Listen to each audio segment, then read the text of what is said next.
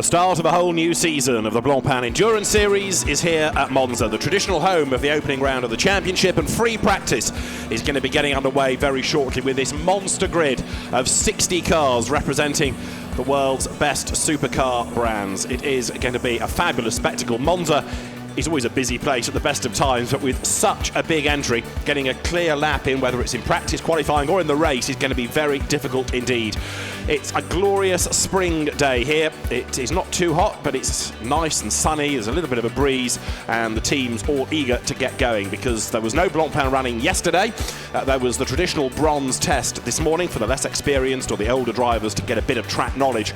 But now everybody ventures out for the first time.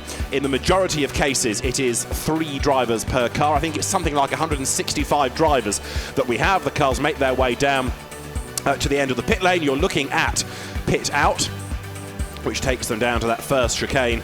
And as soon as the camera just pans back to the right, you'll see Nissan and Aston Martin lined up at the end of the pit lane, ready to go. There's a long line of cars starting to emerge.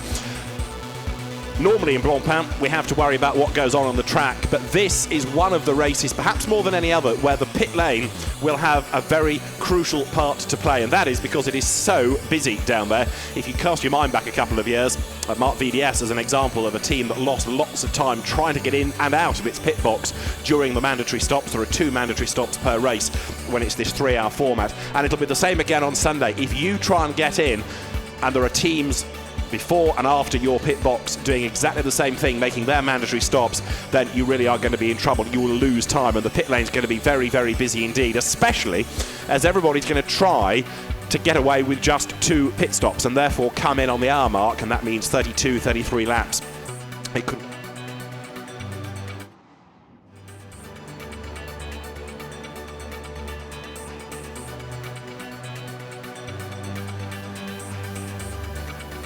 stagger their pit stops, but it also gives them different headaches in how to do it strategically, especially in the Pro Cup, where you want your quickest drivers in for the maximum time, but really they can only do 70 minutes max. So all these things have to be factored in by the engineers in the pit lane.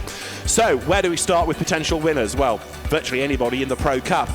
There is one of the cars that runs in Pro-Am, first of all. That's Ricardo Sanchez, Florian Strauss and Mark Gassner. More of the Nissan PlayStation GT Academy intake moving into the car for this year, along with Florian Strauss in his 3rd season now. There is number 1 from the Pro Cup, the car run as ever by the Belgian Audi Club team WRT. Laurens Vanthoor, Robin Frins, and behind the wheel Jean-Carl Vernet, ready to go. We have seen Jean-Carl in Blancpain before. Back in 2011 he drove for the Vita 4-1 team in a couple of races, Spa and Magny-Cours for example, and now in for a full season, having been off in America racing for a few years, coming back to do the Carrera Cup France. He was the champion in that in 2012. The Oman Racing Team, aka Motorbase from Rutem in Kent, with Ahmad Al-Hafi driving number 44, David Bartram's indefatigable team, which has, for the moment at least, parked its British Touring Car Championship campaign to concentrate on Blancpain and British GT. Ahmad Al-Hafi, Johnny Adam, Aston Martin factory driver, and Dan Lloyd, the drivers. Frank Stippler, ready to go in number 2 Audi. Former Spa 24-hour winner, the car that he shares, and it's another potential winning car. Stefan Ortelli and Nico Müller, who graduates from DTM to Blancpain. It's the very latest R8 LMS Ultra as well. Don't expect wonders from it this weekend. Audi will play down the chances inevitably and say it's still being developed, and they know exactly which race they want to win in July. So these races are, to an extent, test sessions for that. But chameleon-like, I suspect it will show its pace and fit its colours accordingly as the balance of performance is investigated and applied for that car. 74, Fabio Anidi, former single-seater racer, GP2 AutoGP most recently, driving with ISR, the Czech team.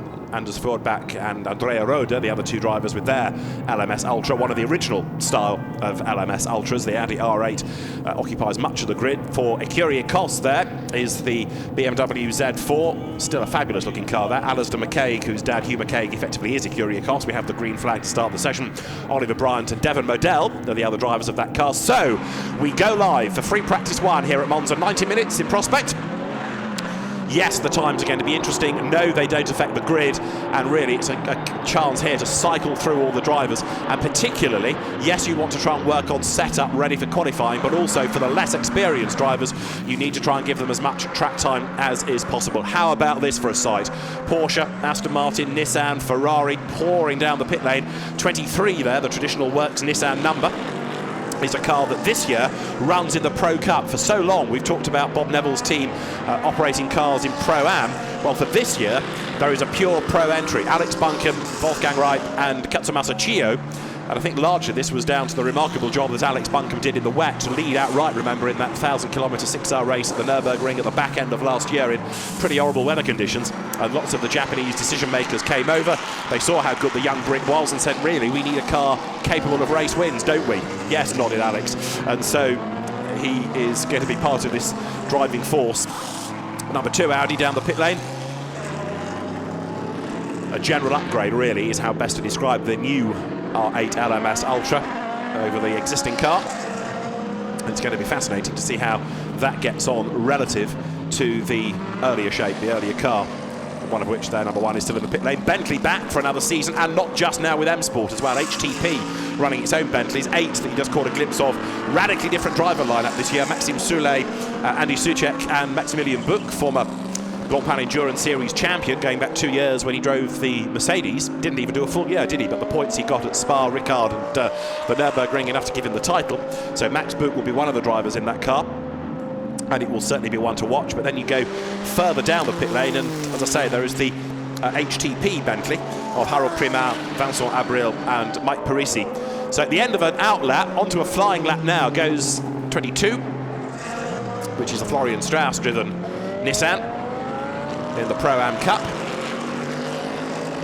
By being first out, he's at least got himself a little bit of clear track space, but very quickly he's going to be catching up on cars leaving the pit lane, and as yet not everybody has gone out. So as I say, Monza is just going to be absolutely full of cars.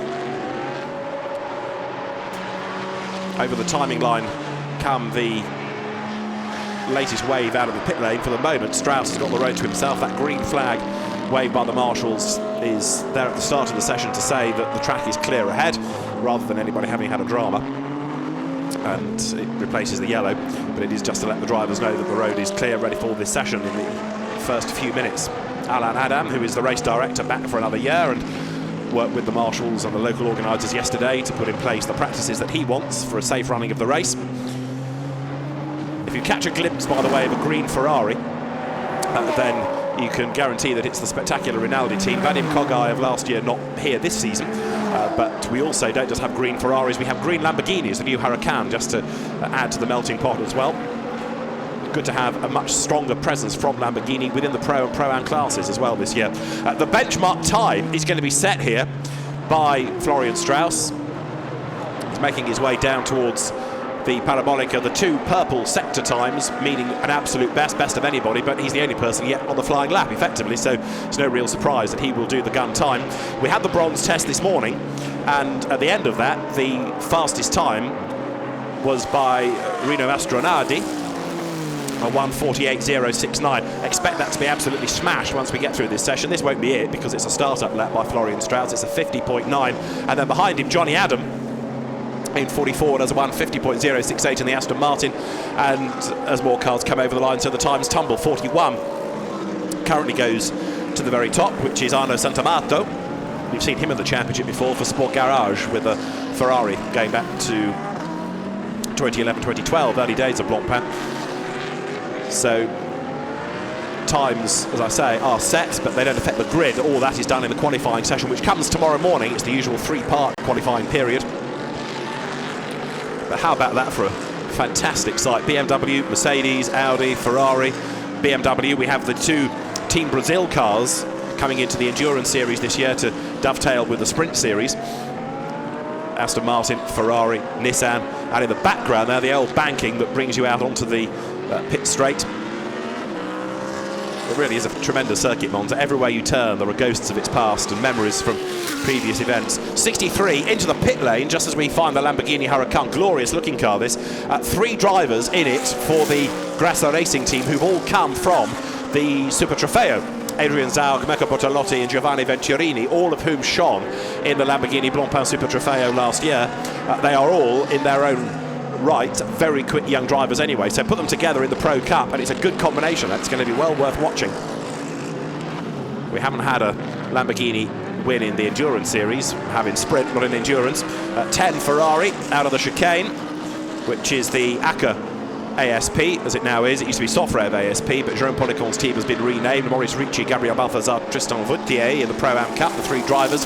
Number 7, Bentley, of Guy Smith, Stephen Kane and Andy Merrick. That remains unchanged. Who's behind the wheel of it at the moment? It is shown as being Stephen Kane. Stick my neck out a bit and say that Stephen's the quickest of the 3 in that car, but they're pretty evenly matched. And he's latched onto the back, I think, of, whoops, the Oman Aston. Was that Johnny Adam at the wheel, having had a bit of a moment going up the escape road there, down at the chicane, the first chicane. But better to do that and get out of the way than try and battle through the corner and risk having an incident of some sort.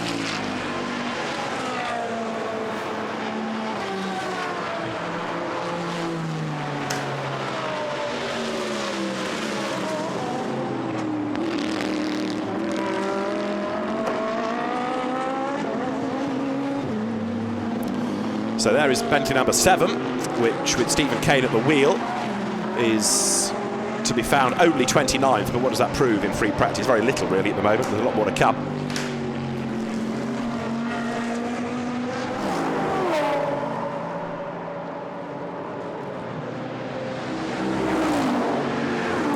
And so far, 44 cars have ventured out.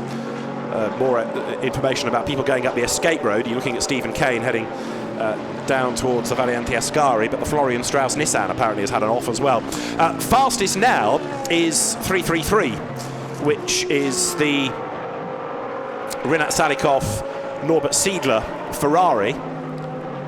It is the green Ferrari that we grew to love last year, but Norbert Siedler will be very, very quick in that. Former German Formula 3 racer, Formula 3000 racer, and Rinat Salikov is the AM. It's a Pro-Am class car, but it has done a 1:47.859. Pierre Caffer, formerly a works Audi driver in sports cars on the DTM, he's now gone to the top. Right, what does the Bentley do? It improves, goes 25th and then goes 26th as people come pouring over the line behind. So you're looking at number 7, Stephen Kane at the wheel of it. His teammate, Guy Smith, is in the pit lane, ready to talk to OJ Borg. So I'm down here in the Bentley garage, the M Sport Bentley garage with Guy Smith. How is the Bentley looking this weekend? Yeah, I think it's looking good. I mean, obviously, first race of the year, everybody's trying to find the feet, see where you are in the pecking order, if you like, with the other competition. But, you know, obviously we want to look to build on last year. We had a very strong first year in the Blancpain Series. We want to go one better this year and try and win. Well, there's pressure on you now. You've got a great car. People are thinking of big things of what Bentley are going to do this year. That's right. You're right. We've got a target, if you like, on our back. So you know we're expected to do well, and we want to do that. We want to try and win races and go for the championship. But of course, it's such a competitive field. A lot of new manufacturers, new teams coming in. So you know we know it's going to be tough. Monza's always a challenging circuit, with the Ferraris are always fast here. So we just take it as we come, session by session, and hopefully come away from here with the good points. You mentioned Monza, what a fabulous track it is as well, so much history. Yeah, great circuit. Couldn't think of a better place to start the season. Always exciting, great racing, looking forward to it. Thank you very much, Guy Smith. Back to you, Addy. So Guy Smith and number 7. Bentley, Stephen Kane at the wheel of it. As OJ says, big pressure, big target on the back, says Guy Smith. Big car as well. When it first rolled out at this event last year, everybody thought, wow, it is a big car. There's the new Audi, number 2, which is being hustled on by, we put Frank Schlipper into that car, didn't we? No, Nico Müller, in fact, is now behind the wheel of it. Nico Müller confirmed on the transponder setting. It takes some getting used to because it's not the usual WRT livery, but it works nicely, that proper Audi colours, the black and the red. And Nico Müller is 33rd, but what does that prove? Not a great deal at the moment. It's as the session wears on that we'll get to the really gun times, but Norbert Siedler is the quickest then from Pierre Caffer. Laurens Vanthoor, number 1 Audi, has now gone 3rd. And there's a bit of dust being kicked up in the background as this next wave of cars files through. We've also, having talked about the new Audi and the new Lamborghini Huracan, got the new McLaren, the 650S, on the grid for this weekend. We'll find those for you in a moment as well, no doubt. Down towards the Variante Ascari comes Nico Müller, who we did see at the Nürburgring 1000 last year, the Blancpain 1000 for Audi. But having gone very well in GP3 and Formula Renault 3.5, he went to the DTM last year. Got in the wars a little bit, but now adding this GT program as well. Pulls out, compare and contrast old and new Audi R8 LMS Ultras. I know the liveries, although always distorted a little bit, but there the new car ducks up the inside. Different diffuser at the back, comes up towards the timing line. Number 2 Audi goes past the pits now, over the timing line. You've got Norbert Siedler, the quickest, now having pitted, and as Nico Müller goes through, he improved his lap time but stays 33rd. It really is hard, I tell you, to get up the order at the moment, because it is just so busy. Everybody for this session should be on new tyres. 1 or 2 in the bronze test went out on old tyres, but this now on new tyres. Well, number 2 Audi on track, co-driver Frank Stippler with OJ. Thank you, Adders. Frank, you're driving the new Audi. The last one was so dominant. What's this new one like to drive? Well, we try to fine-tune it. It's still not reached the limit of the old one, because we are running out of time right now a little bit. But we try to keep up with the pace, and I hope that we are on a good level for the 24-hour at the Nürburgring. So are you looking for this new Audi to be so dominant, because it probably will be dominant in the future? Are you looking to get it dominant at Spa? For sure, the target is that we can be as fast as possible. That means that we are able to reach the podium. But in the end, as I said before, especially for the Nürburgring, we are running out of time now, and I hope that we can use the time which is left to make it a proper race car. I think the basic is quite well, but compared to the old one, we still have to find the right balance, and we need to catch up the old car, which was on a very high level in the end now regarding fine-tuning, and yeah. We need to close the gap now. So is it just fine-tuning as a car in itself? Can you feel there is speed there? Sorry, again? Is it just fine-tuning as a car? Do you feel there is real pace, real speed there? Yeah, we are right now. We are off the pace, but it's a good start, I think, and the target is to be better in the end compared to the old car. But it's still some way to travel, and we need to do it now as quickly as possible. Frank, thank you very much. I reckon that was a great politician's answer by Frank Stippler, because what they want to do is use these races as development, but not necessarily go out all guns blazing so that they get whacked with all sorts of balanced performance penalties for the real blue ribbon event at Spa. So it might be a car that is a little bit modest in the first few events of its Blancpain campaign, but we shall see. We shall see how it pans out come the races. Number 4, by the way, another of the WRT Audis, is off the road. That's the back of it over at the Lesmos, and it should be the Dutch driver Peter Schothorst who is at the wheel of it. Sascha Botterman and Max Kobold are the other drivers of that car, but that's number 4 Audi that runs in Pro-Am. Peter Schothorst was one of the quick drivers in the Carrera Cup Deutschland last year, but I'm afraid is not a quick driver at the moment because he's beached in the gravel bed.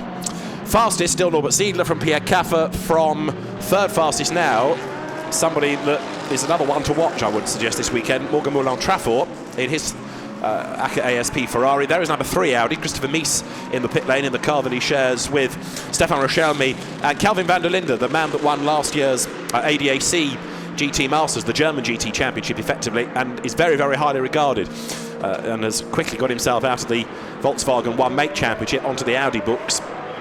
And the young South African, as I say, has a big future ahead of him. Audi having picked him up. South African market good for sales as well, so he's somebody with a bright future. 77, this is our first look at the Team Brazil BMW of Valdeno Brito, Attila Abreu and Ricardo Sparafico.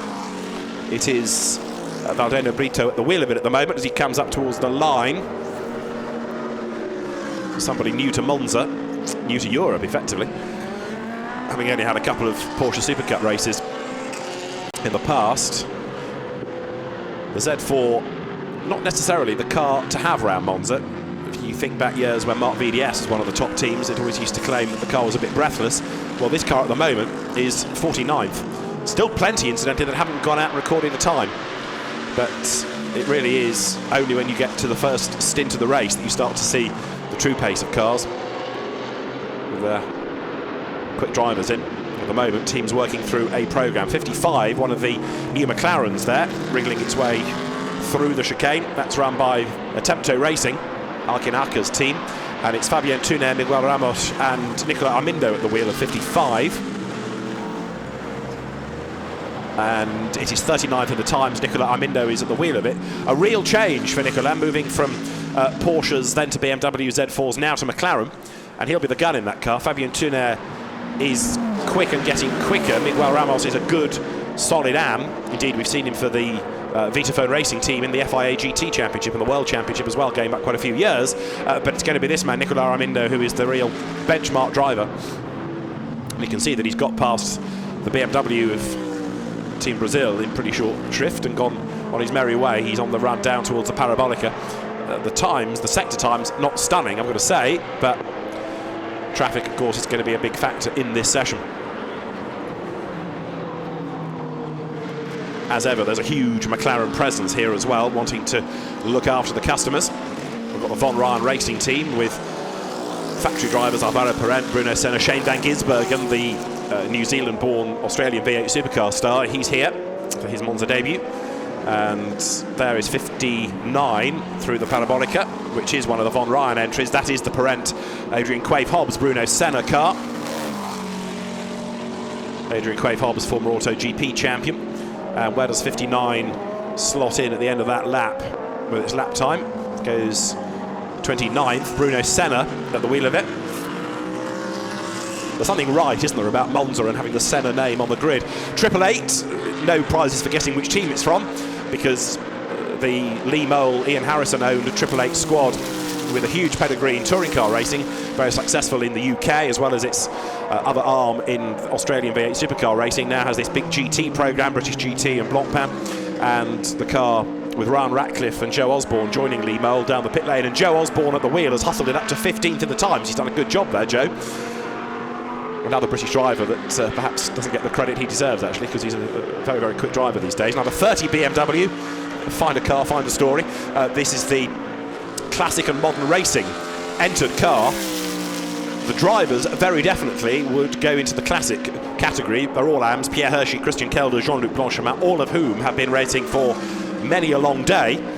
The AM class is for the inexperienced drivers, all those over the age of 50, and they drop into that, but all competitive in their own right. Pierre Hershey at the wheel. He's been a Blancpain Endurance Series regular ever since it started. His son Jonathan Hershey has been seen in the Sprint Series and in the FIA GT1 World Championship, for example. And Pierre Hershey came via the Eurocup McGowan Trophy into Blancpain a few seasons ago.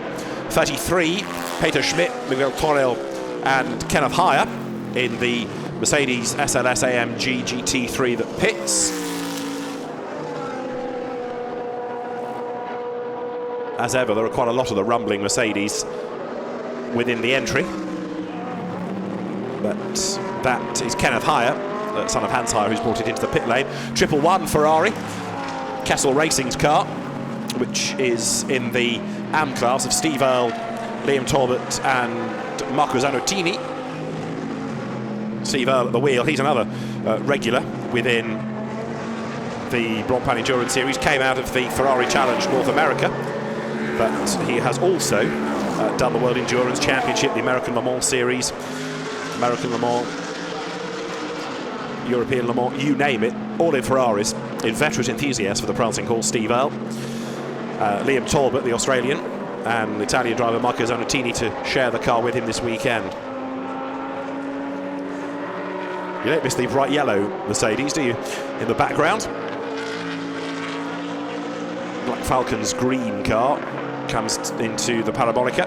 There's the Kessel Racing Ferrari that we've been following. 38th at the moment is Steve Earle, working his way up towards the completion of another lap. Heads up towards the timing line, through he goes now, and that puts him up to 34th. Now we have, as I say, the BMW Team Brazil in the Endurance Championship. Antonio Herman, the team boss, is with OJ Borg. Antonio, your first qualifying in an endurance race, how are the cars handling?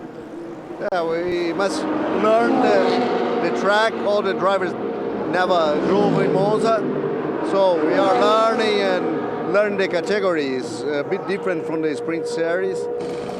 Too many cars, but we'll do a good job in the next prats. Probably we improve a lot. It was a fabulous start to the sprint series, your win last weekend.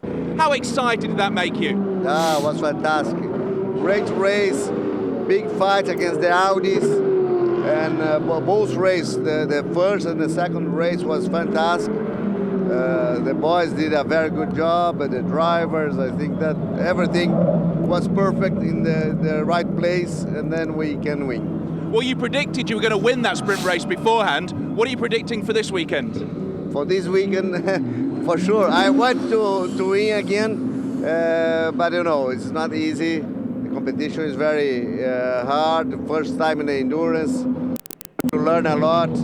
So let's see. It's a very busy track out there, isn't it? Very busy, 60 cars, some amazing.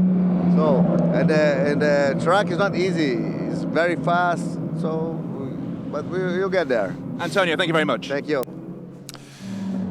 Antonio Herman heads back to the team. Full course yellow as well in this free practice session.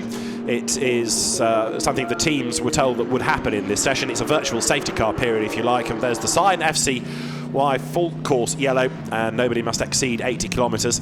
This again is a way that the race can continue should this be needed on Sunday without having to interrupt it with a red flag or indeed deploy the safety car, because the problem in deploying a safety car is if it misses the leader it creates all sorts of problems. If the drivers can slow right down like this and respect the yellow flags all around the circuit, then it gives Alain Adam another way of being able to sort out any incidents if required. And you can see what 80k looks like.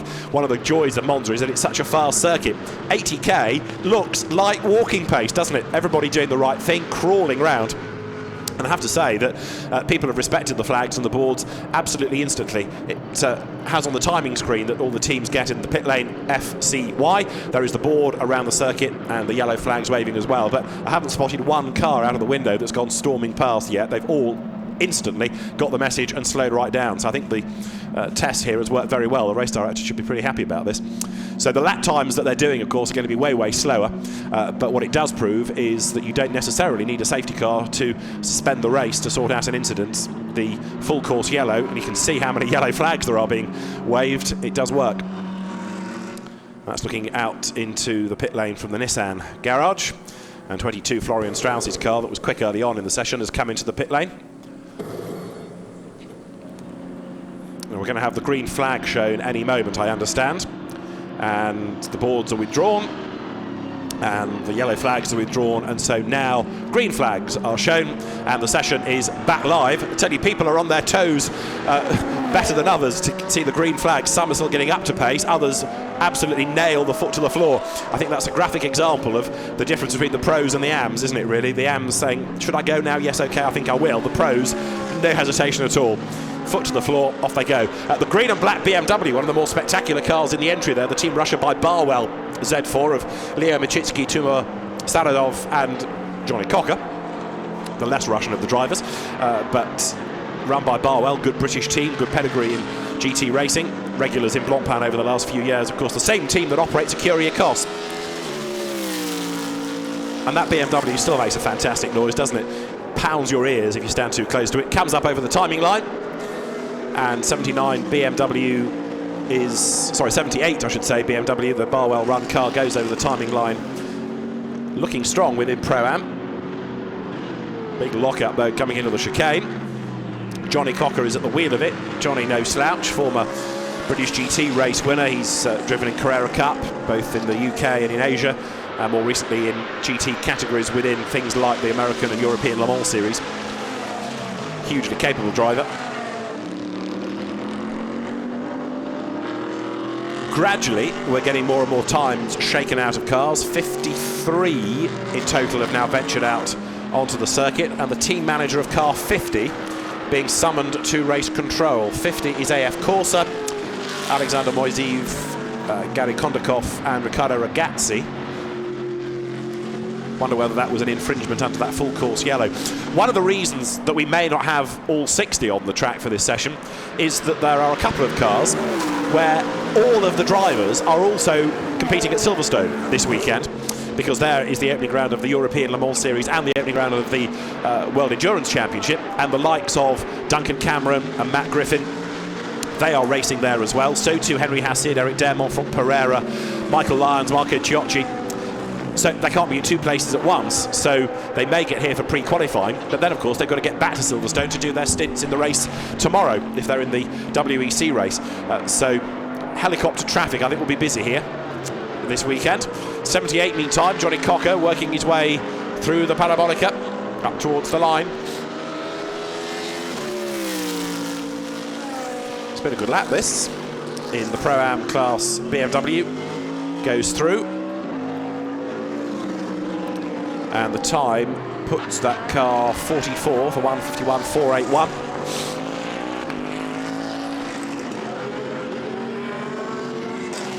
.56 off the road, and that rather looks as though it's being pushed out of harm's way. The Attempto Racing Porsche, it's an AM class car, but Frank Schmickler at the wheel of it is far from an AM. Frank was a works driver in the DTM in the late 1980s. Jürgen Hering and Dimitris Constantinou, his other co-drivers, do fit into the AM category, but Frank Schmickler very much a pro, albeit the wrong side of 50, hence he goes into the AM class. I just wonder whether that's a mechanical problem that stopped it rather than him having a mistake. Bentley pounds past the McLaren that joins from the pit lane there. Bentley 8, that is, which is the Soucek Souley Bouk entry. Currently 36th it is. And number 1 Audi, Laurens Vanthoor at the wheel of it, 4th quickest at the moment. A very unhappy start to his Blancpain Sprint Series campaign when co-driver Robin Frins damaged the car early in the weekend. But Laurens Vanthoor aiming to fight back. He is the reigning Blancpain Endurance Series champion. Works his way past the Stars and Stripes Ferrari there, number 100 of Elton Julian, the team owner. Car run by Dragon Speed, Henrik Hedman and Thomas Kanemater. But number 1 Audi then, what can it do? Sector 1, bit down actually, Laurens Vanthoor, with traffic not being able to improve on this lap, but he really is the gun driver in that team these days, the benchmark driver in number 1. René Rast having moved on to a prototype campaign for this year, and he was the other very, very quick GT driver, but Laurens Vanthoor I think has positioned himself as the driver to beat in the R8 LMS Ultra, and therefore it's going to be fascinating to see when they get up to speed how Robin Frins and Jean-Carl Vernet fare against him. We are getting 1 or 2 improvements in sectors.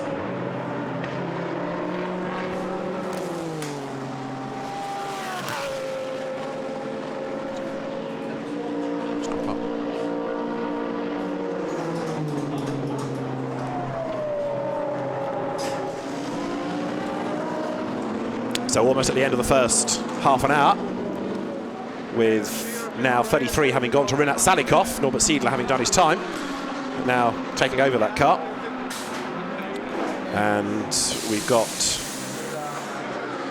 in the pit lane Jeroen Mul, who was one of the stars of last year's Lamborghini Super Trofeo. That is the new Huracan, and Jeroen Mul, part of this impressive driver lineup that's going to take that car in the Pro Cup this year with Fabio Babini, and then the American Andrew Palmer, who won the World Finals for Lamborghinis last year. John Watson's looking at this from on high, thinking what a glorious entry of GT cars.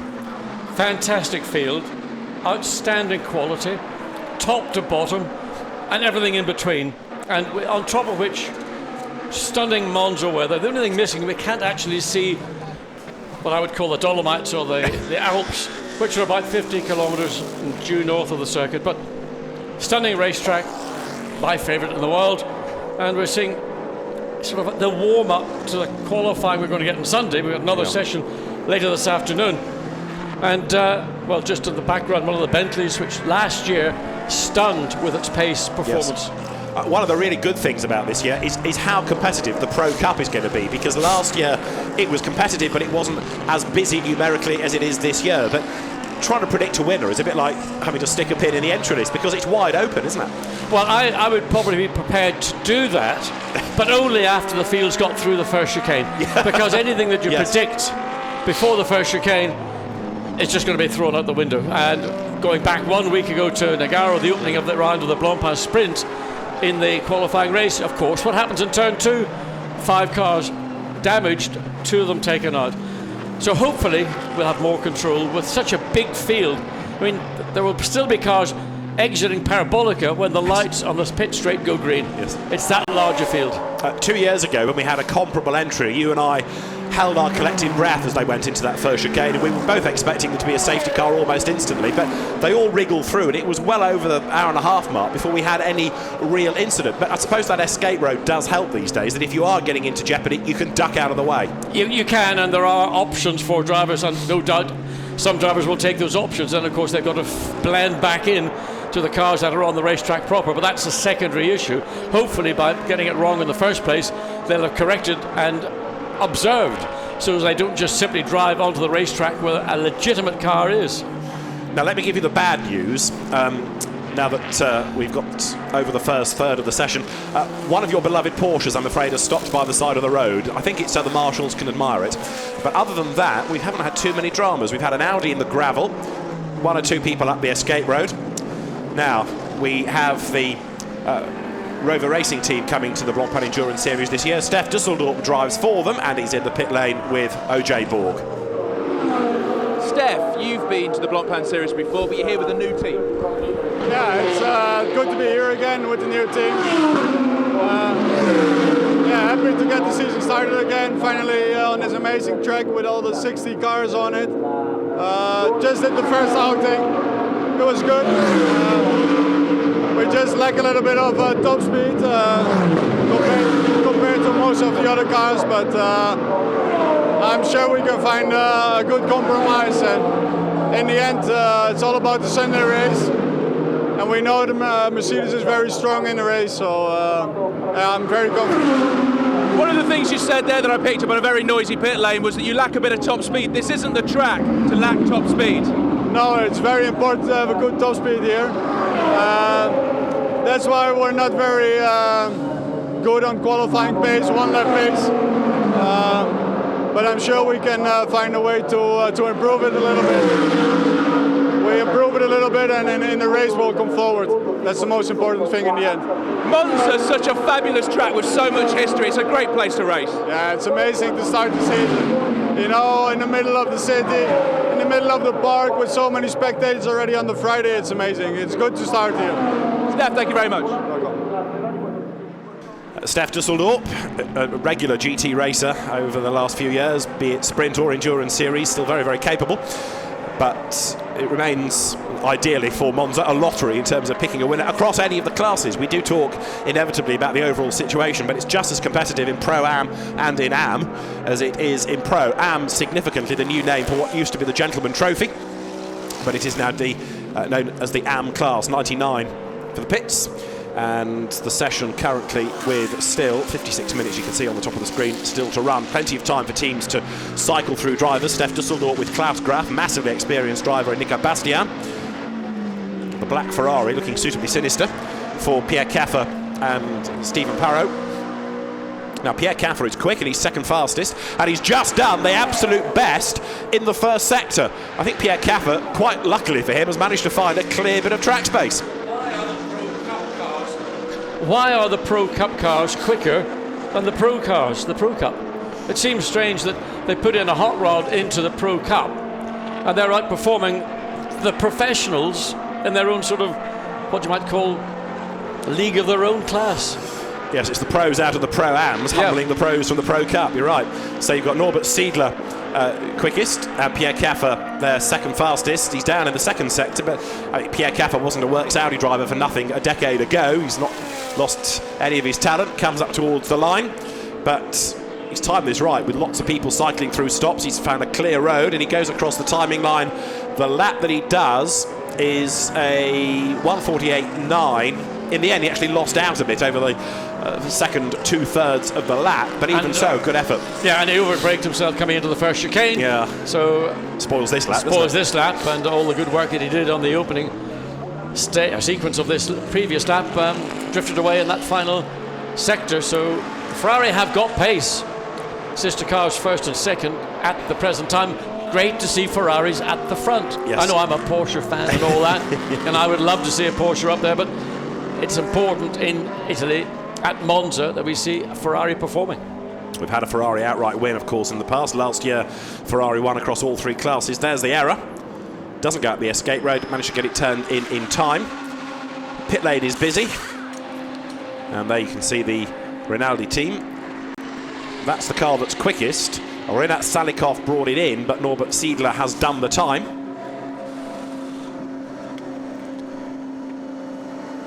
And that very distinctive green Ferrari. As soon as the team happy, they'll send the car back into the session. Probably with Salikov still at the wheel, and drama for the McLaren there. That's a puncture. Or is it a wheel come off? Just difficult to see that angle. Left front, left, or the left rear. The wheels maybe come dislodged. It may not yet be off. Bruno Senna doing the right thing, getting out of harm's way, keeping offline, trying to bring it slowly back to the pit lane. He wants to get back as soon as he can, but he doesn't want to go so fast that he does more damage, of course. Yes, the Von Ryan Racing McLarens, and disappointment for Bruno Senna, spending a lot of his time doing classic motoring programs, driving old sports cars. And there's maybe the reason why. Now, was that the cause or the effect that we now see the car coming back slowly? Certainly something caused him to spin in Lesmo 1, and that may have been the effect rather than the cause. So comes back slowly, coming out of the final chicane, and again keeping well to the left of the racetrack. So if he can bring it back, then the team will descend upon that and see what they can do to get the car back into the session. White flags meaning very slow car on track. And it's now decided safer to get across to the right-hand side of the racetrack, because we're coming down to Parabolica, a right-hand corner, and he wants to stay on this side, hug the curb, and then get it into the pit lane, and probably cause the least amount of disruption to all the other cars that are currently on track.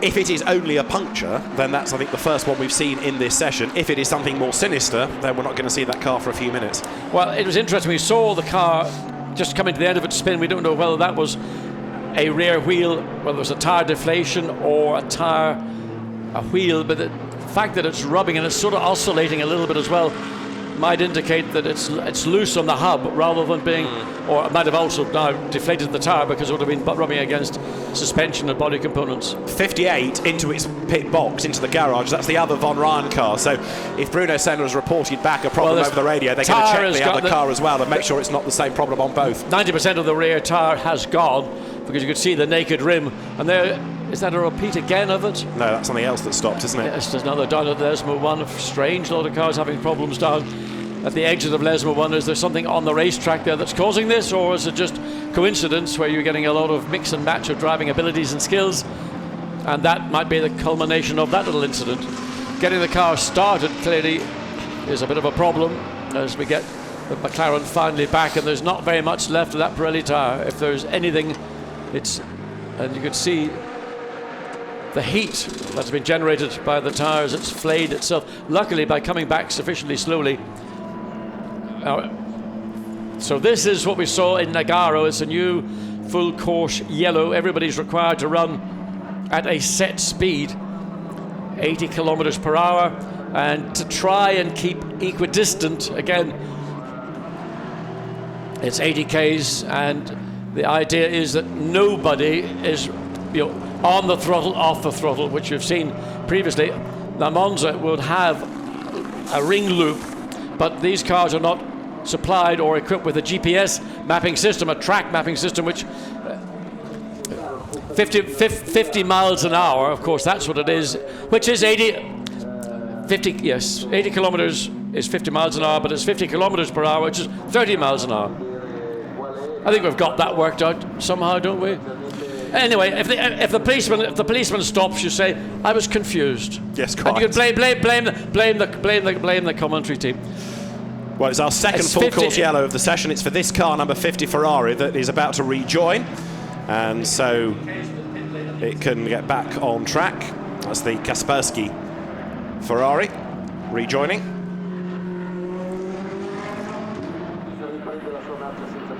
And we'll go green very shortly because the problem has gone away. So you don't have to red flag a session. You can get the drivers to do it under yellow flag. And the first time we had it, it was a test. That was for real. And the incident sorted out and the green flags fly. Back in business. Works well, doesn't it? Yeah, I mean, it's a system that really should have been implemented many years ago by many of the race series around the world. because what happens when you get a yellow flag, a full course yellow flag, is you get stragglers, and some are running slowly, some run more quickly. So now that you have a mandated speed that you must not exceed, it sort of hopefully will keep the line of cars. And bearing in mind we've got 60 cars here competing, one of the biggest fields of any race meeting outside of the Nordschleife and whatever they run there. So it's very important to try and get some control into the line of cars, which probably exceeds a half a kilometre from front to back. But it also is a quicker way of sorting out the problem, isn't it? Because that car was given the time to start up. Had you had to stop the session and then get everyone to restart, you'd lose 10 or 15 minutes of that. So it is a much better system to get that incident sorted out and the session live again. The other thing is, of course, not so much here at Monza, but on larger circuits, for example, Spa-Francorchamps, where we'll have the Blancpain 24 hours, where you've got multiple safety cars dotted around the racetrack. It's to help to try and pick up the leader at the earliest possible. And I think we had an incident at Spa where the safety car somehow managed to lose the lead car, or the lead car overtook, whatever, and it led to an extension of the safety car intervention until it had all been recycled through. So this system is hopefully introduced to try and avoid incidents as we saw at Spa last year.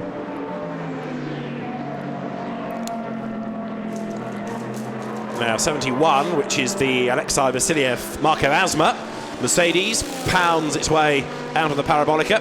Marco Asma, the Estonian driver, former British Formula 3 champion, but it's Alexei Vasiliev at the wheel of the car at the moment. Just the two of them in that car, so Vasiliev has to do the lion's share because he is the lower graded driver and he must do the bulk of the driving. I suppose there are some benefits from being low grade. You get more track time. Well, there is that, yes. And if you're paying for it, you want it. Exactly. But it does mean that Marco Asma's stint has to be absolutely like qualifying, lap after lap, to give his co-driver the best chance. Yes, and I mean, unfortunately, where you see in the AM Cup, which is the re-designation of the gentleman drivers category, or in the Pro AM Cup, the pro driver is having to be on his mettle at every opportunity. And of course there will be sequences in the race where you'll get lots of bunching and getting through cars that are virtually identical in terms of straight line performance. The only difference comes through the different levels of driving quality and maybe a little bit more bravado under brakes or in some of the quicker corners. So it is a tough ask if you get into those groups of cars.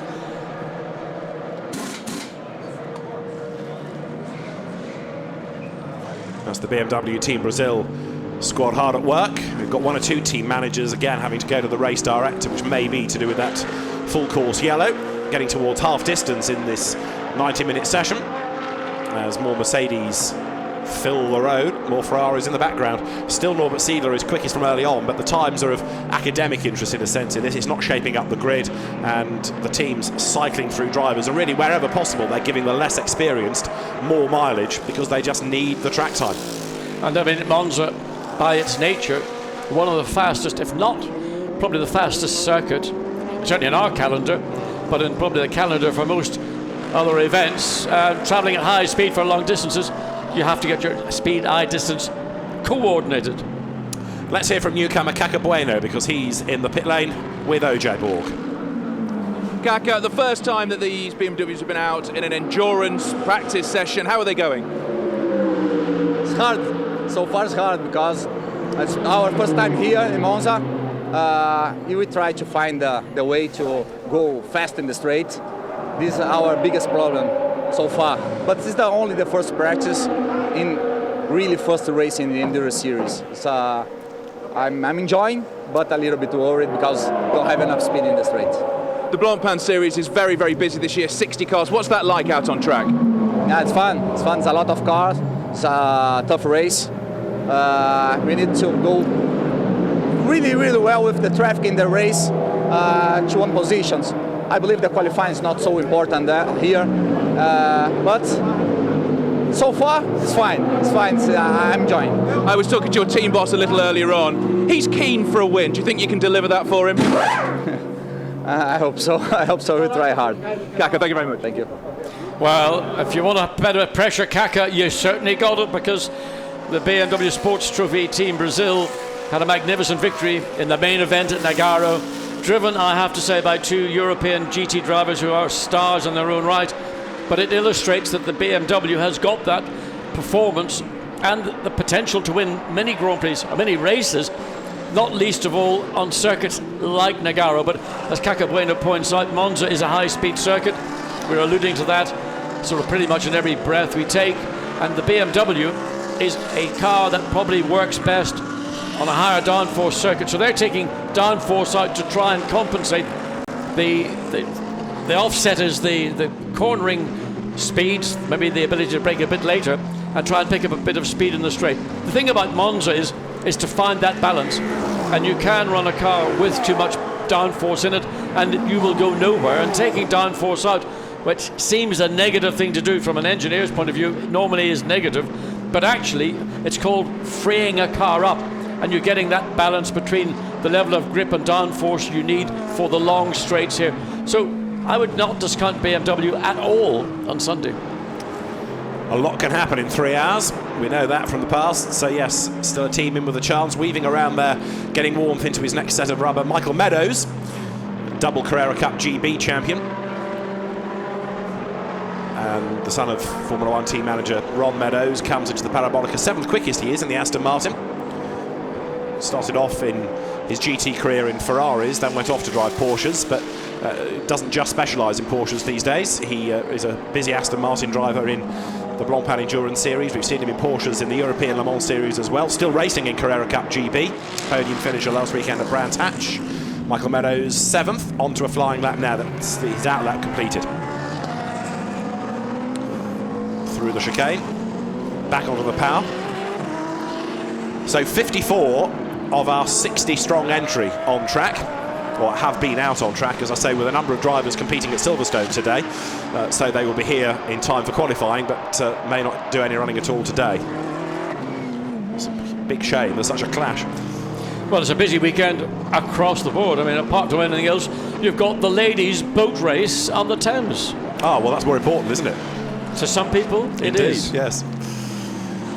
Now, up the escape road, we are told, has just gone 34, which is the Pierre-Arrête Alexander Matschel Mercedes.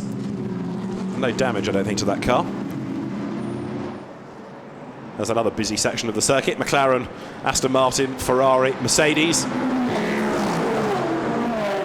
And the real beauty, I know we say it every year, but the real beauty of this championship, and GT racing in particular, every car's a different shape, every car has a different sound. It does, but the most important thing, and we talk about it from time to time, is this magical formula, not the Ducksworth, across the one, the Ducksworth, the cricket formula, whenever they get wet, whatever. No, it's called BOP. The good old balance of performance. And that is determined prior, Duckworth and Lewis, I knew it was that, and that's a formula for cricket when it rains and the matches are shortened, so it evens it all up. This is our version. It's a much more straightforward, non-complicated version to ensure that we don't get the kind of one-make domination that we do see in other forms of motorsport. And it means that a Ferrari, McLaren and Aston Martin, a Mercedes, a Bentley, an Audi, or anything else that I haven't mentioned, even a Porsche, comes to Monza essentially with the same chances winning as everybody else. Now, the difference is in the teams running the cars, the quality of drivers, and whatever. Yes, it's not easy to do the balance performance, but it does work well. All teams will grumble about it, but all teams grumble about everything. Yeah, I mean, I think everybody has got a genuine gripe that they're being hard done by, but because everybody in effect is being hard done by, it levels itself out. Yes, indeed. As we look at Ben Schneider in the Mercedes-Benz, spoke to Bernd this morning, just a 2-driver lineup in this car this weekend. They had a number of little issues with this particular car actually last weekend, and it did affect the performance of the car at all, related around something to do with the throttle and the throttle not closing and opening fully or properly. That's all been rectified, and some other strange items with, talk about tyre pressures as the car dives into the pits. Very fundamental things. But remember, these cars are not being run by HTP. That's the difference. Off into the gravel, number 100 Ferrari, and that is going no further under its own steam. That's the Elton Julian, Henrik Hedman, Thomas Kanematter car. Henrik Hedman, who races in America in Ferraris, has binned it. 1 year ago, that car would have been lime green. I was thinking the same thing. Is there something about the gravel and Lesmo 1 that 458 Ferraris like, regardless of colour, or irrespective of their car colour? Now that might well see a safety car or something as it comes in. Yeah, so he lost it on the entry into Lesmo 1 and slowly rotates and just gradually digs itself into the gravel. The gravel does the job it's required to do. And I suspect they're going to have to get the snatch vehicle out and retrieve that car. Again, we're under a full circuit yellow, just to confirm the cars must run no more than 80 kilometers per hour, and ideally at 80 kilometers per hour, to prevent what we're seeing there, this bunching. And of course some other drivers less experienced, and you can see what's happening. We've got this group of cars coming behind who haven't reacted quickly enough to that full course yellow, which is now in force all around the circuit. The teams were told yesterday in the drivers' briefing that there would be a test of the full course yellow system in this session, and now it's had to be used twice legit, if you like, live, because of an incident, and it does underline therefore that it worked. You can see the classification in terms of times at the moment. There is the snatch vehicle already attached to the Ferrari. Hoik that out of the way. It won't be long, but as I said earlier on, it's so much better to have this than have to red flag a session, everyone pit, lose a few minutes of running, go back out again. Everything flows, and I think Alain Adam will be pretty pleased with the way it's worked for him. Yeah, I think in principle it works very well. It worked very well in Nagaro when there were fewer cars, probably a third of the cars that we've got here. But of course, for many of the drivers in these cars, especially in the AM Cup, it's their first outing of the year. And while they were in the drivers' briefing and they took on board all the information, sometimes you get a bit of a whiteout, and when it comes to enacting what you've been told, they don't quite get it. The race director apparently is very happy with the way that it's working. Well, understandably so. I think it'd be worthwhile in the briefing prior to the race on Sunday that again you just reinforce that the detail of what's involved and what you're required to do. So when there's a full course yellow, slow down to 80 kilometers per hour. I mean, the marshals out there waving the flags. I mean, you'd think it was a royal birth or something. It's like a naval occasion, isn't it, watching them at times? And the Ferrari is on its way back, and there you go. You see, problem sorted in about a lap and a half. No, problem partly solved. The other problem will be when the Ferrari drives back on course with about 100 kilograms of gravel, and it's just going to get dumped, well, hopefully on the outside of Lesmo 2. Well, maybe he's got rid of a fair load of it. It's hard just to tell. But now, on the exit of the corner, the last possible place, you would want gravel on the track, because when the track goes green and drivers get back up to speed, the last thing they want to do is be committed in Lesmo 2 and run to the exit of the corner and find there's a marble. So the marshals are about to withdraw the flags and the boards, we're told, and they will go to green flags now. There it is. It shows you how the system works. One with a flag, one with a board, one with a green flag. You have to be in Italy. You've got three people each doing, one doing the board, one doing the yellow flag, one doing the green flag. Now that's sophistication. It underlines the popularity of the Blancpain Endurance Series, that so many marshals wish to volunteer to come out and give up a weekend to do it. It's a great weekend. I mean, anybody would want to come to Monza just to be a part of the event. And on top of which, you've got all the great side shows or side attractions of, the restaurants and everything that coming to Monza. And just the camera position here, we're looking down on the start-finish straight. That's at the very top of the original tribunes, which were built here when this circuit was built back in the late 20s. And it is, you walk in through that and you can sense the names of Nuvolari, Varzi, Caracciola, Morosmaier, all the great drivers. Those are the pre-war ones. Fangio, Mars, Ascari, the post-war ones. And it's just, you can take a knife and cut a slice of it and take it home with you. It is the most magnificent pit straight of any circuit of anywhere in the world. And the whole venue, because of its history and because of its age, has this amazing charm as well. It doesn't matter where you stand, you just feel the character, the place oozes out. It really is a must-do. If you've never been to Monza, A, why not? And B, when are you coming? Because it is a wonderful place. 84 Bentley you're looking at. That's the HTP run Bentley. Get your head around that, rather than Mercedes. It's for Bentley, both in Blancpain and in the German Championship this year. And another very competitive car that will be. Mike Parisi is one of the drivers. Vincent Abriel, last year's Silver Cup champion in the Blancpain Sprint Series, and Harold Primer, not short of experience, so it'll be worth watching that car.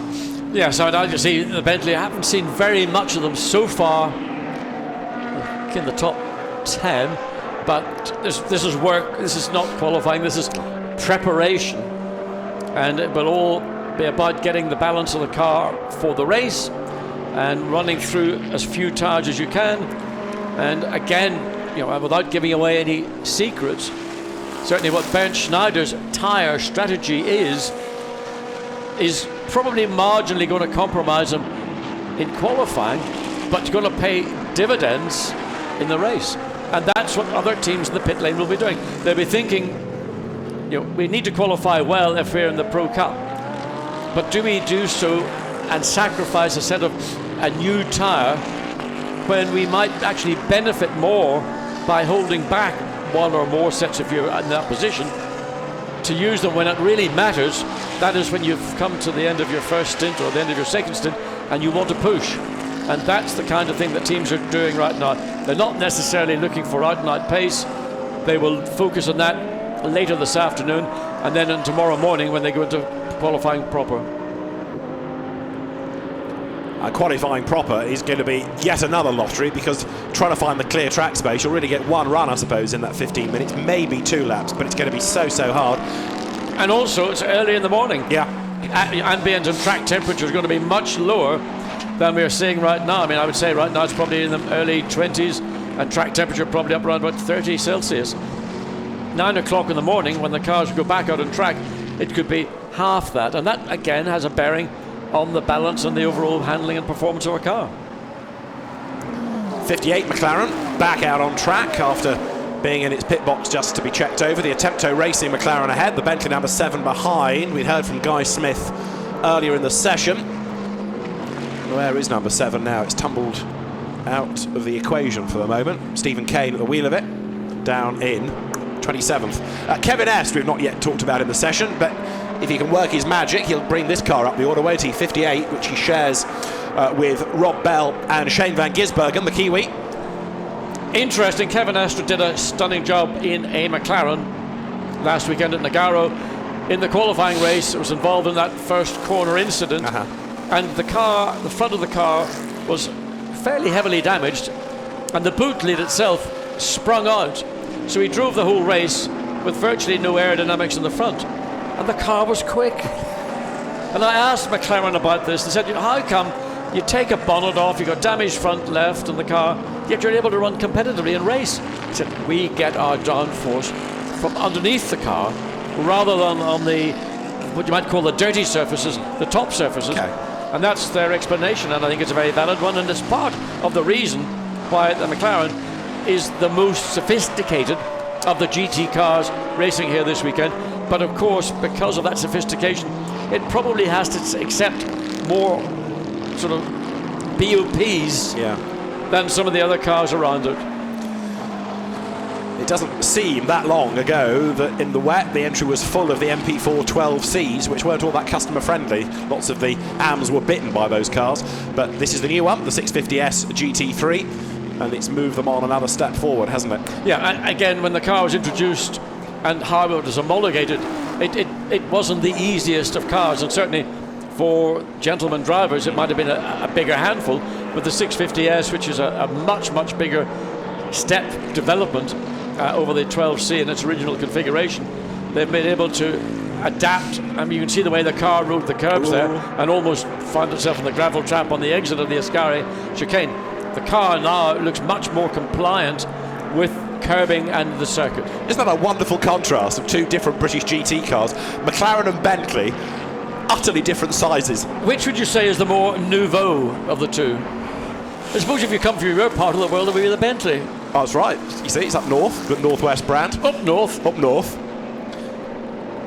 I still think the McLaren is a great shape, but the Bentley, It has a presence. It does, and because it's, dare one say, almost ungainly, you kind of warm to it, because the fact that it's so quick, despite its unorthodox shape, well, let me gives it a just character.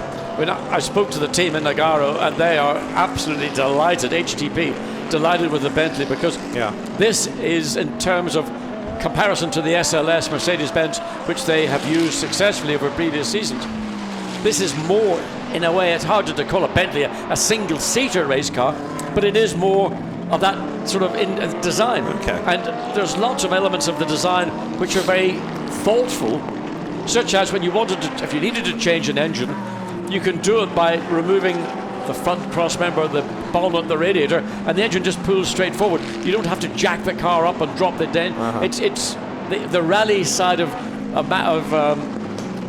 Wilson, what do you call him? Malcolm Wilson. Malcolm Wilson's operation is putting a lot of rally practicality into endurance racing cars.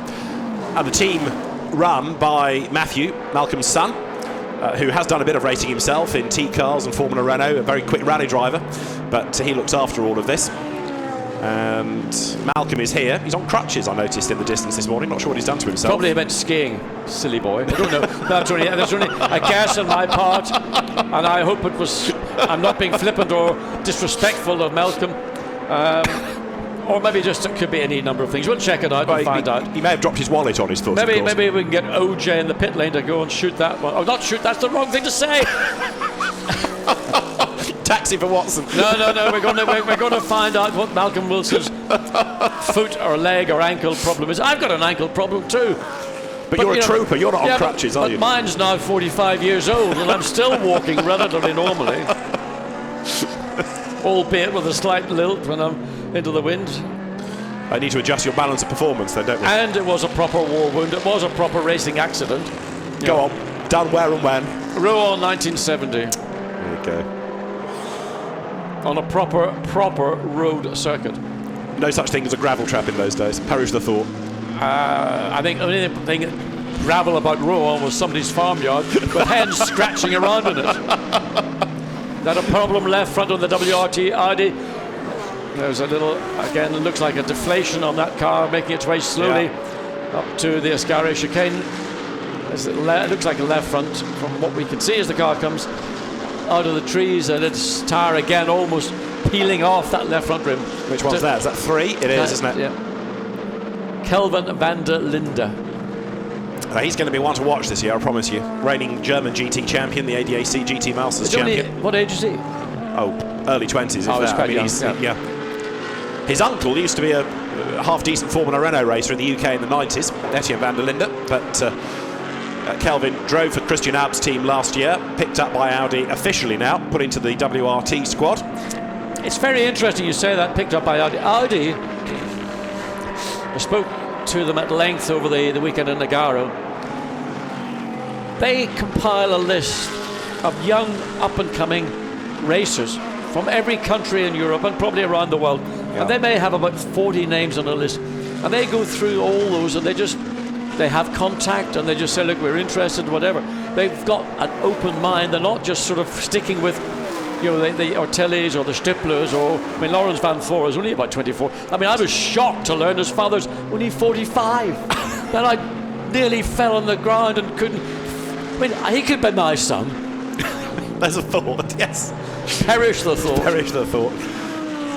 And in fact, Laurent's younger brother is racing here this weekend as well. But yes, you're right. And you then kind of forget just how many programs Audi has around the world. It can slot its drivers into anything. There's the Italian GT, there's Australian GT, there's sports prototypes, there's Blancpain Sprint, there's Blancpain Endurance, there's the VLN races. There are so many opportunities for drivers to be plonked into. And that's not even thinking about the new world. Yeah, exactly. Yeah. There's the One Mate Championship for the R8 in China. It goes on and it goes on and it goes on. Part of the VAG group, Lamborghini. This is the new Huracan, another great-looking car. And 31st it is. Fabio Babini is at the wheel of it, the Pirelli contracted driver. Yeah, and this car is an in-house Lamborghini. It's not a writer-developed car. And that's a major change in direction for Lamborghini, that they're now doing this. In effect, it's Audi in-house rather than Lamborghini, but it's one and the same thing. Different view of the car, looks quite different when you see it in that head-on shot. And they've done a great job developing this car and turning it into what is going to be an extremely effective GT car over many more seasons. And the other nice thing is they've got 2 Pro Cup entries through the Grasser Racing team with 3 Pro driver combinations. You know, there isn't a slow Huracan in the Pro Cup. They've got good drivers. And this one you're looking at, Adrian Zaug, Mirko Bortolotti, Giovanni Venturini, that, if the reliability is there, could be a winning car. Well, Adrian Zaug spent, what, 2 seasons, 3 seasons racing in the Lamborghini Challenge. Now into something slightly different, and as opposed to a one-make series, which is competitive, and there's a round of it here with the Huracan. So we're interested to see how Lamborghini fare with this new model. First time we're seeing it in Blancpain this year. Yeah, Bortolotti and Venturini have also come most recently from that one-make championship, so they're on the Lamborghini books, if you like, and showed their pace in that championship last year. We've got a report as well that car 16 has been off the road and head-butted the tyres. Fabien Barthez, the former Manchester United and Marseille goalkeeper, and Anthony Pons share that car. Yeah, Fabien Barthez has taken up motorsport, having been, wasn't he Manchester United goalie? Yes, yes. I wonder, did Fergie kick or throw anything at him? I mean, it was only just English players he did that with.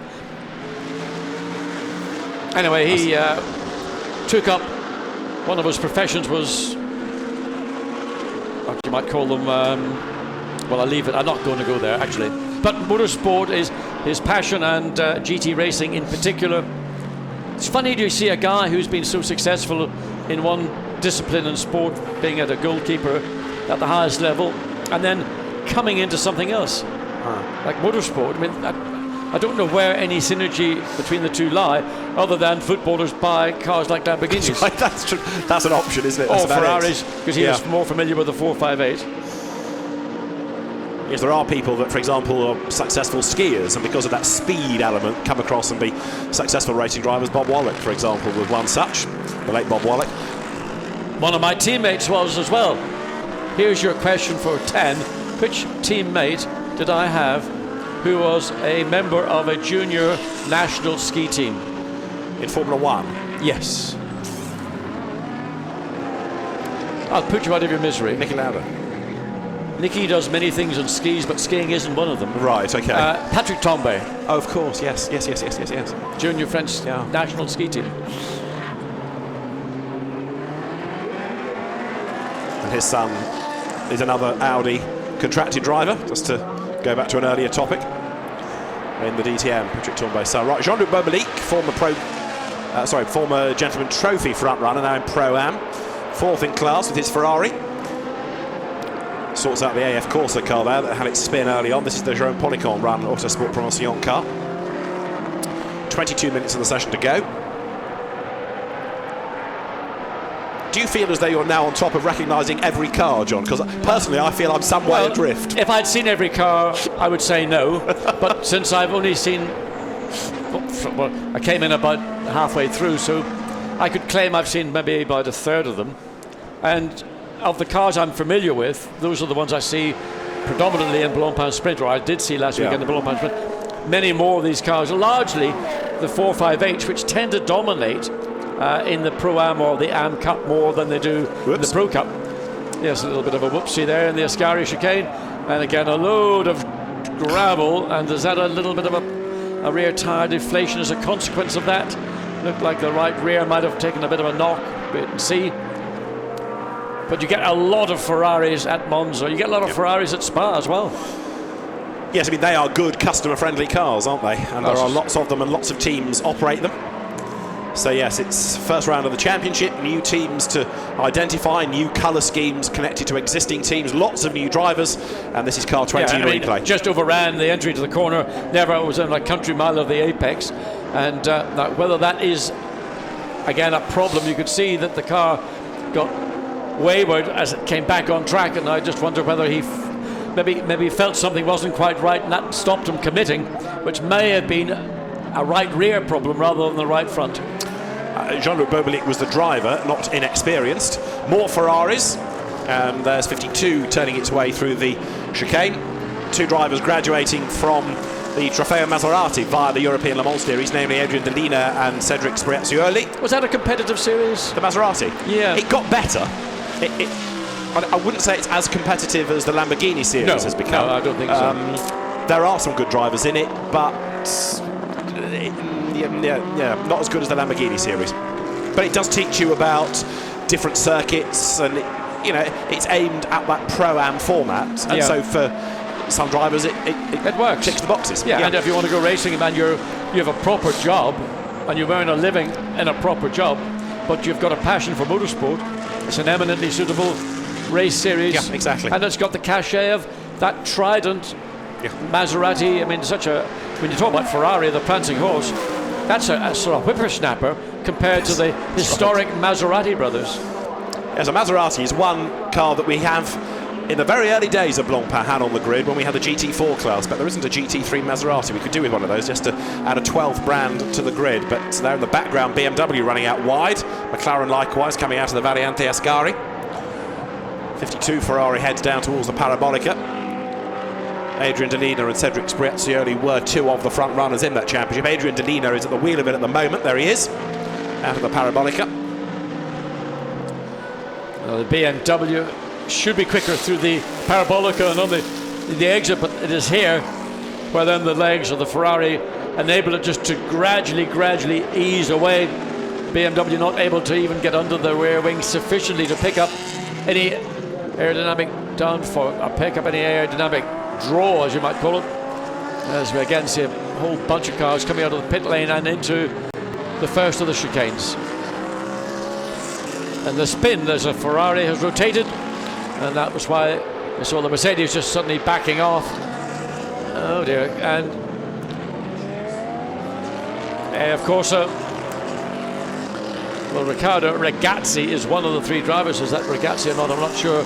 Behind the wheel, or is it one of the two other gentlemen Russian drivers? I think that is Gary Kondakov, who is the man that runs Kaspersky, hence the livery on the car. 98 in the pit box, which is the Indy Dontje, Daniel Joncadea, Nikolai Silvestre Mercedes. On track, the Black Falcon 18 Mercedes, Oliver Morley, Marlo Engel, Sean Johnston. It's like a who's who of international racing, this. I mean, it's fun. Oh, there we go. There's the Ferrari getting back underway again. I mean, it's a massive field, and you've got this, as you say, on an extremely busy motorsport weekend, apart from other headline sports that are taking place around the world as well. But we've got WEC at Silverstone, you've got events at Valencia, Nürburgring this weekend as well, Shanghai for different reasons, but it's just such a busy motorsport weekend, and as you mentioned, drivers will be coming here overnight to jump in and qualify on Sunday morning. Having raced today. And how many of them are doing that? Do you know which ones will be doing that? It's about 6 or 7. I did try and do a list early on. What did I say it was? Henry Hassid, Eric Dermott and Franck Pereira, who all share one car here.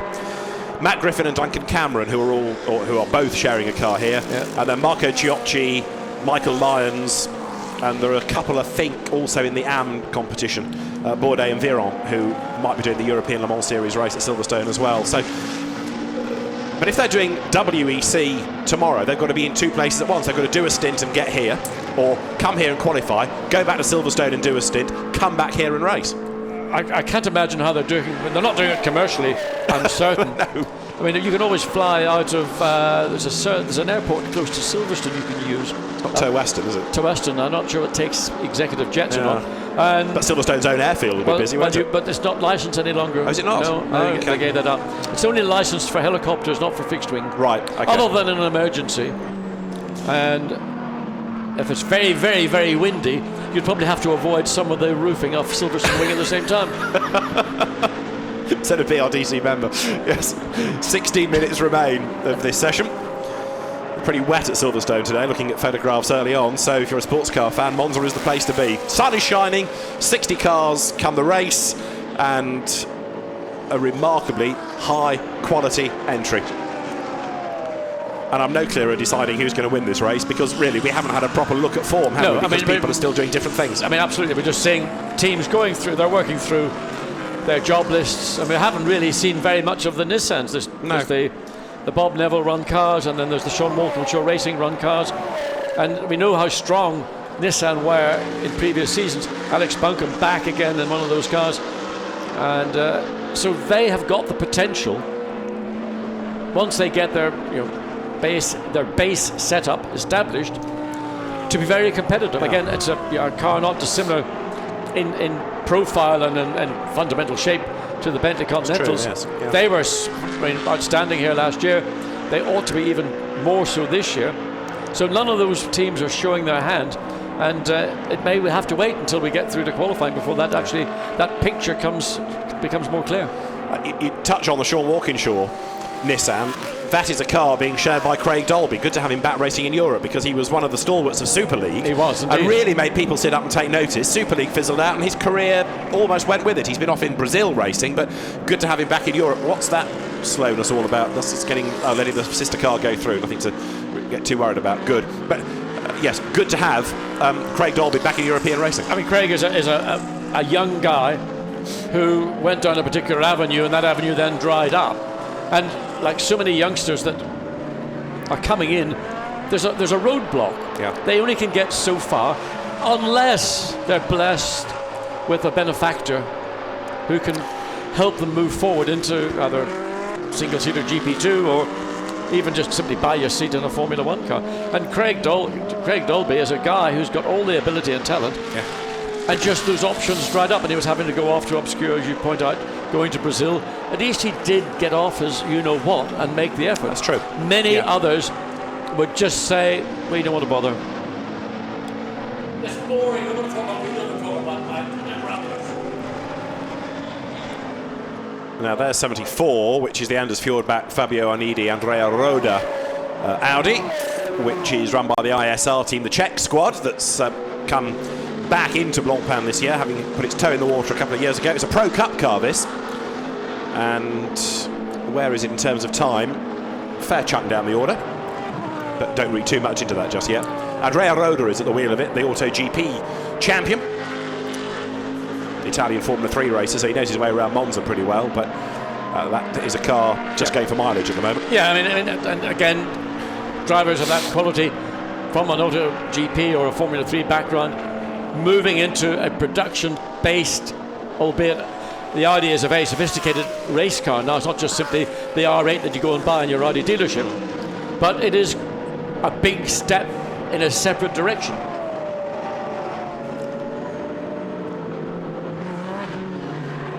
Still the Ferrari. There's a Porsche with a problem. Now that car... It is indeed. He's the one that stopped early on, John, before you joined us, and Frank Schmickler has got it going, limping to the pit lane. Yes, a tempo racing. Well, I think it's a tempo back to the pits.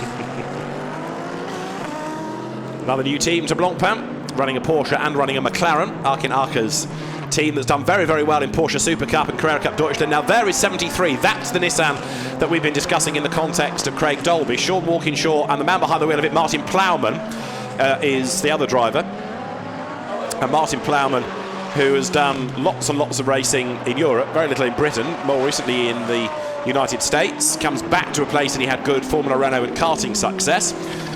Martin Plowman at the wheel of 73, turning his way 13th the car is in the times through the chicane. Real contrast from prototypes that he's raced in the States now into a big GT car.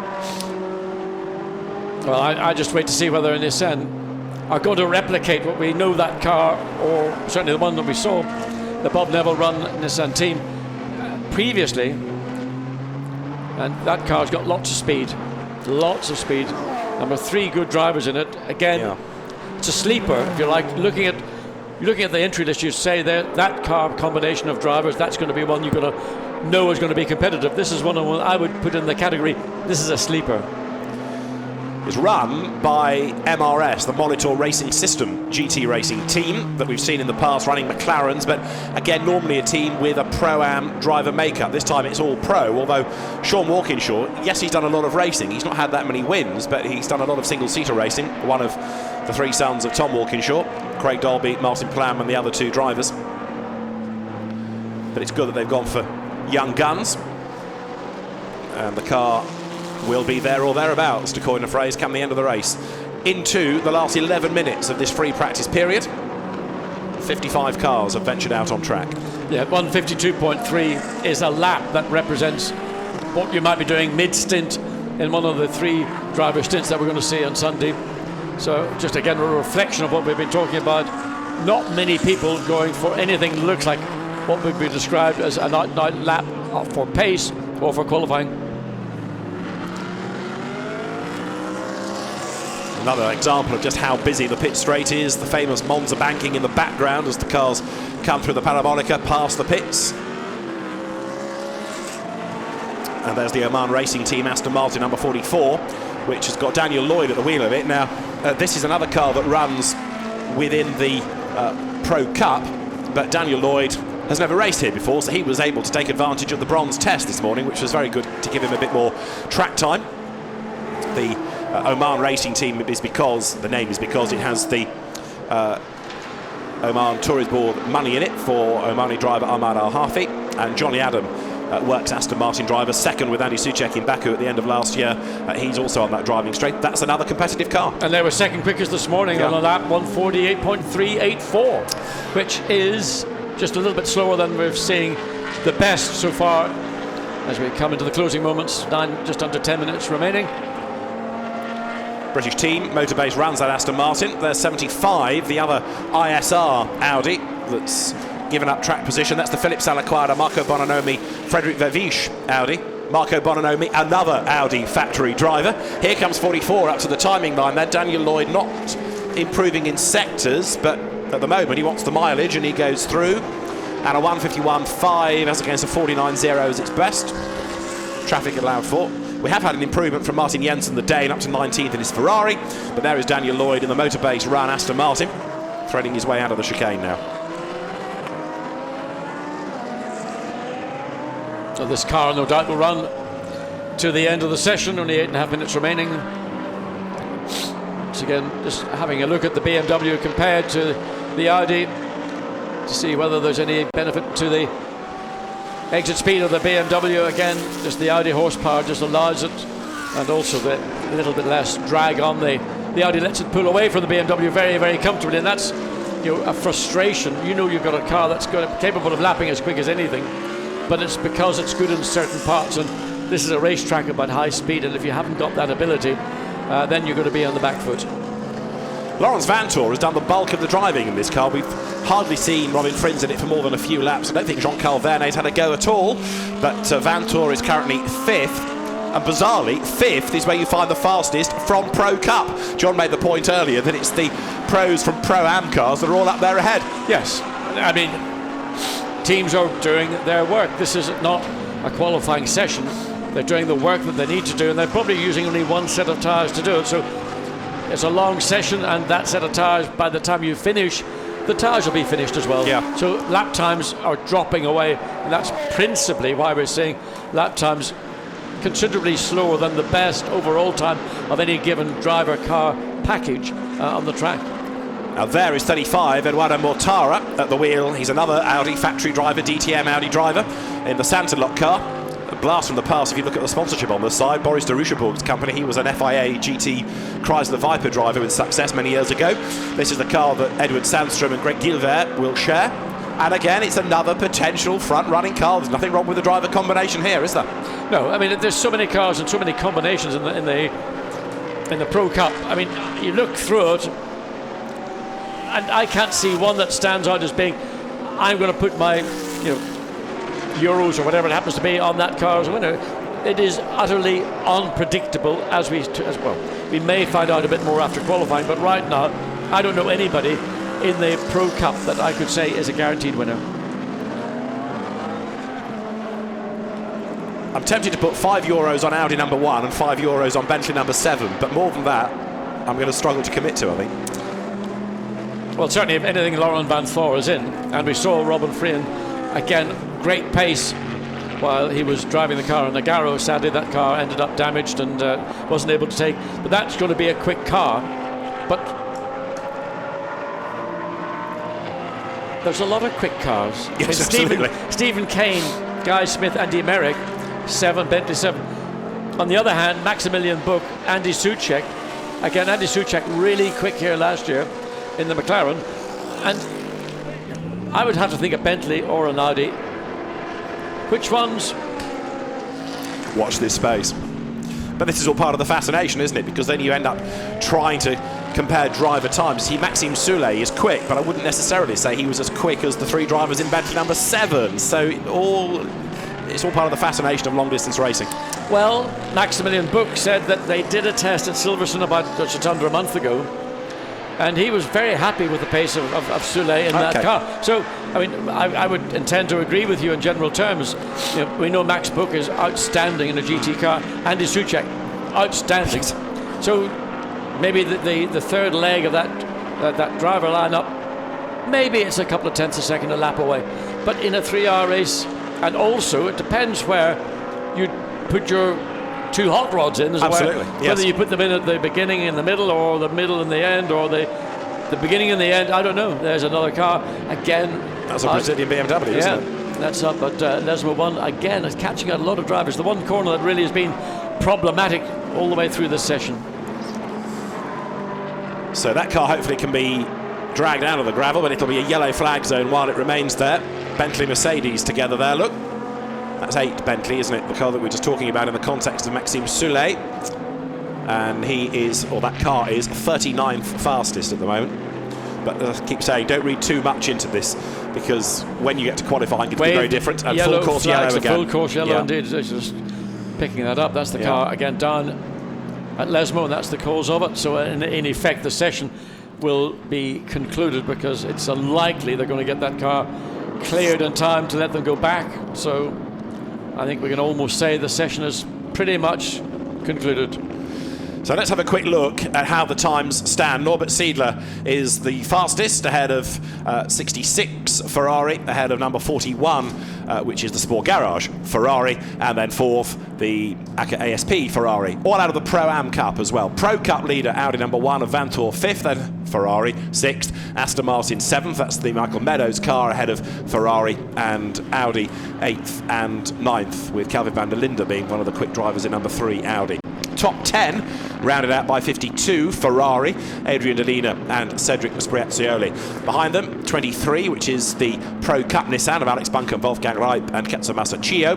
And then number 44, the Oman Racing Team, Aston Martin, is 12th. 13th, back to Ferrari, the Insight Racing car of Dennis Anderson and Martin Jensen, ahead of the Walkinshaw Dolby Plowman Nissan. And then 18, which is 15th fastest, is the Black Falcon car of Oliver Morley, Marlo Engel and Sean Johnston. 16th, the BMW Z4 of Triple Eight, Lee Mole, Joe Osborne and Ryan Ratcliffe, ahead of 25 Ferrari, out of the Glorax Racing stable, Forino Mastronardi, Andre Bertzin and Fabio Mancini, stalwart racer him. And then 18th fastest, you get to number 99, which is the next of the Mercedes of Klaus Graf, Steph Dusseldorp and Nico Bastian. Scroll through the times to find 19th, back to Ferrari, which is the 16 car from the AM class of Fabian Barthez and Anthony Pons, ahead of 98 from Rowe Racing, and then 75 the ISR Audi, 21st fastest. 22nd, the next of the Mercedes from the GT Russia team, Alexei Kalichev and Ben Schneider. 74 Audi, Fjordbach, Onidi and Andrea Roda, and then 59, which is the Von Ryan Racing, McLaren of Alvaro Parente, Adrian Quave Hobbs and Bruno Senna. And there are, of course, another half the field to go after that. So that gives you an indication of who did what in free practice. And the session is still live, even though we are suspended whilst this car is hooked out of the way. But now, as I say that, red flag, because the race director has realised there's not enough time to restart it. You may as well bring people in and let them park it. So that's what's going to happen. And so that brings to a close the free practice session. We have pre-qualifying this afternoon, 10 minutes past 4 local time. So that's going to be the next indication of what people can do in Blancpain here at Monza this weekend. So for now, from OJ Borg in the pits, from John Watson, from me, David Addison, thanks for your company. We'll see you back here at Monza at 10 minutes past 4 for pre-qualifying for the opening round of what promises to be a stunning season in the Blancpain Endurance Series. Bye-bye.